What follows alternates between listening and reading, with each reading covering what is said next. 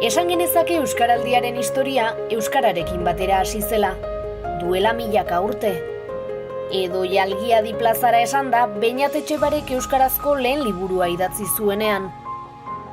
Edo frankismoaren gau ilunean, leheneki, aizue, ohartzen altzarete atzera begiratuz gero zenbat aitzindari argenitzaken abia puntu gisa?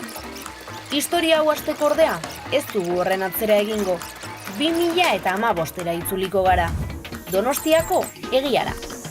Egian ikusten genuen euskeraz bizitzeko gogo berezi bat zegoela eta galdunentzako ekimen bat edo antolatu behar genuela. Ospakizunak pixkat alde batera utzi eta pausu kualitatibo bat emanez. Gure helburua egiako euskaldunak aktibatzea izan zen, zuzeneko harremanak izan dira oinarrian izan ditugunak, eta esperientzia batean parte hartzeko gonbidapena egin genien. Euskaldunak behintzat beti pentsatzen dugu mugak edo ditugula, eta kasu honetan aukerak topatu ditugu, euskera non erabili dezakegun eta maizago erabiltzeko. Euskera ez dakitenen komunitate hori ez genuen landu, baina ekimenean zehar konturatu ginen oso harrera ona izan zutela eta parte hartzeko gogo hori adierazi ziguten. Egiatarrak oso pozik gaude kontu guzti honek izan duen ibilbideangatik.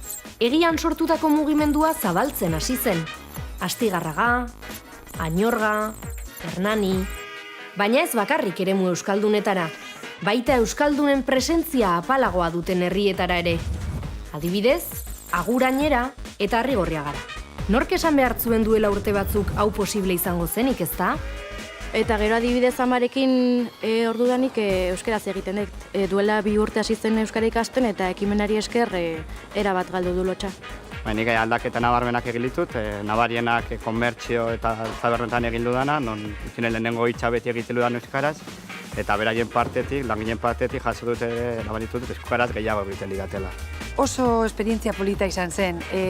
Ikaslek eukizuten kriston ilusioa, jakiteko zertaz joan. Hasikeran erabilera nahiko zabala izan zen, jende pilo batek erabiltzen zuen berba egiteko txapa edo entzuteko txapa. Eta egia esan, euskalduna garen ontzat asko errestu gintuen horrek.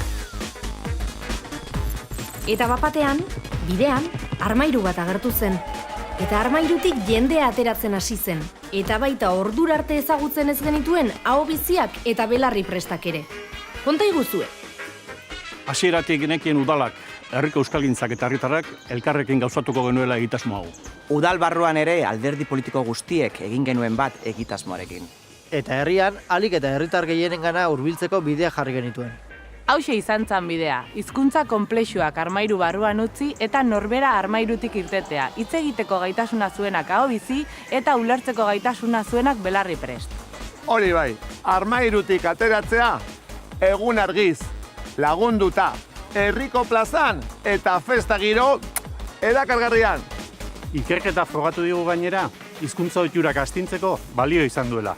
Horregatik, lasartar bezala eta hizkuntz politikarako sailburuordetzako ordezkari bezala, gure nahia egitasmo hau Euskal Herri osoan zabaltzea da.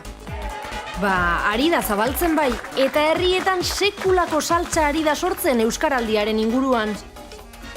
Eta orain arte euskara sortu dituen binomioak, hau da, euskara azterketak, euskara lana, guzti hori apurtu edo beste baztertu nahi dugu, eta denok elkarrekin ahobizi edo belarri prestarenak egingo dugu. Bihotz goxo rola sortu dugu. Rol horrekin identifikatu nahi dugu euskera oso gutxi edo ez dakien jendea, baina maite dute euskera eta bere inguruan nahi dute erraztea erabiltzea. Euskararen alde egotetik, euskararen alde egitera pasatzea erabaki dugu elgobartarrok. Euskaraz jakin eta ulertzen dutenekin, gure hizkuntzan jardutea. Euskaraz egiteko gogoa 4 haizeetara zabaltzen ari da.